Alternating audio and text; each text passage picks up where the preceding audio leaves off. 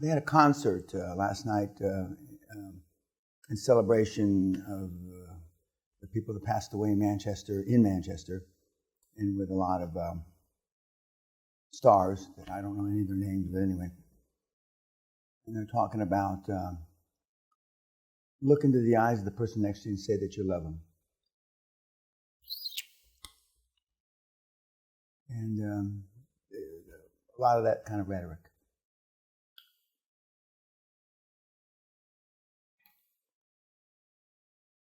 Considering my father said he loved me one time before he died.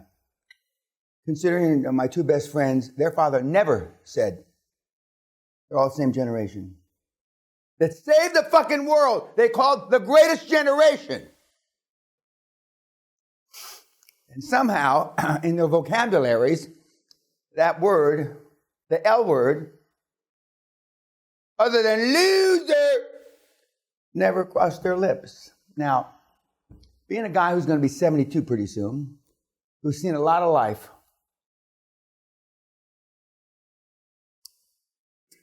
and I see the greatest generation who saved the fucking world, and we see today, and the world's going down the motherfucking toilet. And at the concert, and I'm not taking anything away from those poor bastards that got killed, but it seems to me they can do honor to them without a bunch of fucking snowflakes jumping up and down saying that. Especially since love doesn't seem to be working.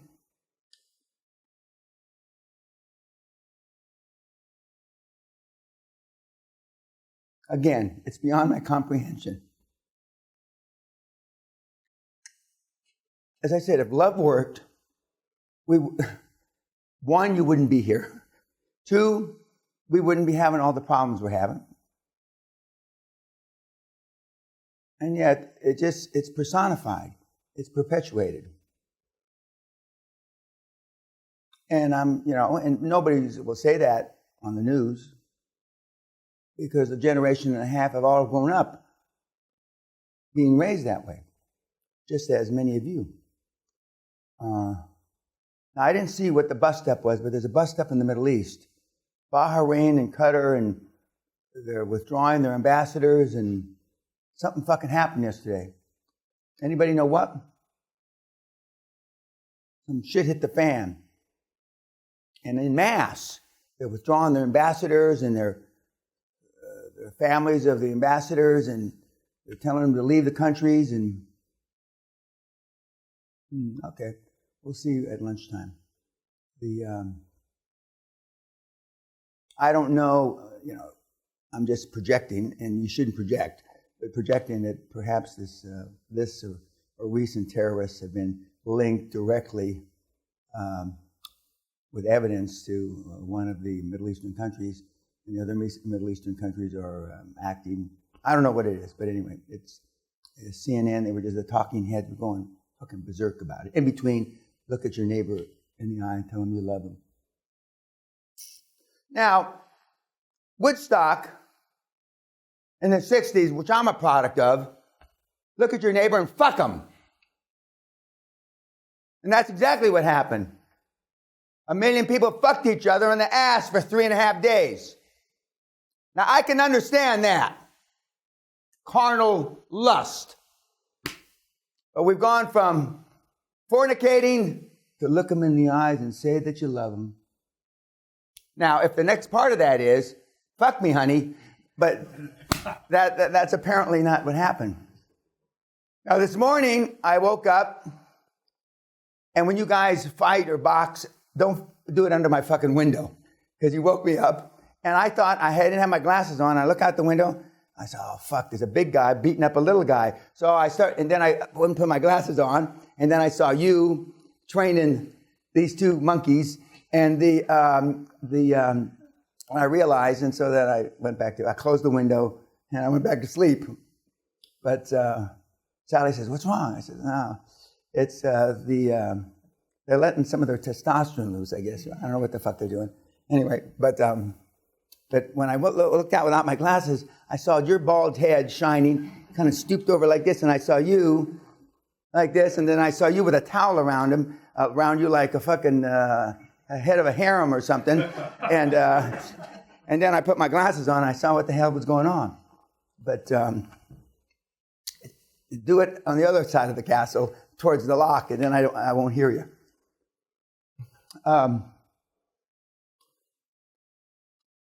Last night we did your goals and the people. We're going to do that off camera. But last night's movie was okay. And what's the takeaway? To be honest, I've seen a lot of that already. It didn't inspire me at all. Okay. Well, I mean, you should. I mean, most of you guys know more about personal development and motivation than I do, because you Google fucked it for all your lives, except you haven't put it into implementation. You've studied it, and you can take a test and you can understand it, but very few people actually do it. And again, if personal development worked, one, you wouldn't be here, and two, there wouldn't be a personal development industry. And remember what Ted Nicholas told me almost 30 years ago: Dan, personal development is $1 billion business. It's $1 going around to 1 billion people. And again, I told you that I thought all the guys were lying to me. I thought they're all trying to keep me out of the business because it's so bloody lucrative that, and they were telling me the truth, that there's no money in it. And the other part of it, they said, is we got to lie to the kids, because we tell them they're going to be all right. And we know better. And here you are, 24 years later, not YouTube. And as we speak, they're signing up for another seminar for $300, $600, $3,000, $9,000.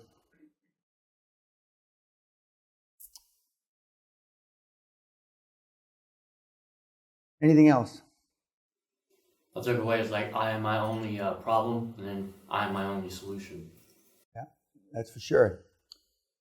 Remember yesterday, middle of the afternoon, I said, the good news is you're here, and the bad news is you're here, because you're both the good news and the bad news. And of course, you have been, ever since you were born, except for when you're an infant, you can't take care of yourself. And by the time you get old enough to take care of yourself, the damage has already been done, because self-esteem is built the first 7 or 8 years of life. And again, I thought that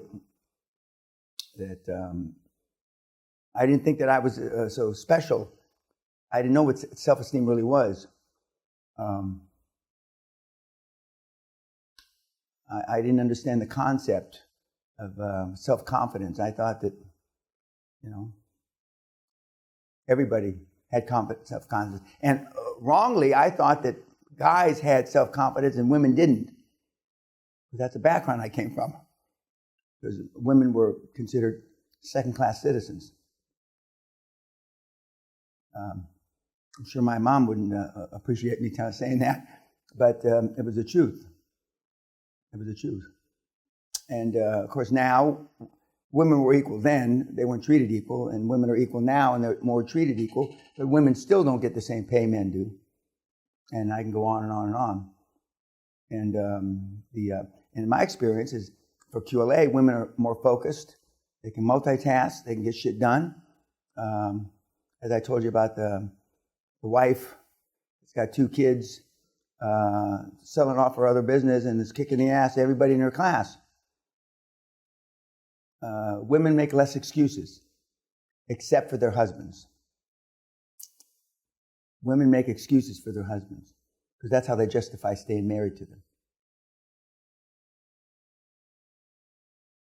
80% of the women that come through here in private time, would you marry this fuck again? No fucking way. Would you have kids by him? Oh, are you kidding me? And you are products of that.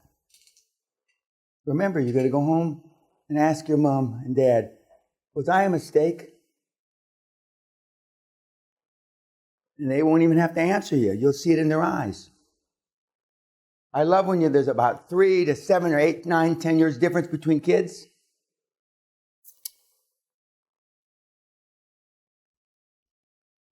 In Asia, in the Philippines, they say it's God's blessing to have a kid, or something like that. It's God's blessing, or Allah's blessing, you know. Instead of it's the devil's curse. I had a gift that I was I'm still going to give it to you, but I decided not to give it to you today. I'm going to give it to you the last day. It kind of is symbolic of your prior life. Not kind of, it is symbolic of your prior life before you got here. And we're going to show it on YouTube. But I don't want to get 5 million fucking YouTube comments because I don't read them after the seminar's over. So I don't want to read them for the next 2 days. But it's symbolic of where you've been in your life and where you've been. And I want you to put it on your desk or wherever you sit to work. Carry it in your pocket. So when you go out on these meetings, you can just reach down. Okay. And when you see it, you'll better appreciate what it is. What it is. You might get stopped on security at airports, but it's not a weapon. But kind of feels like a weapon. You know, it kind of feels like the balls you should have, the testicles you should have. Not testicles, but I mean, it's like you had a pair. Like you had a pair. Okay, YouTube, I got to talk about personal shit now that I don't want you to know. It's the secret sauce of the seminar.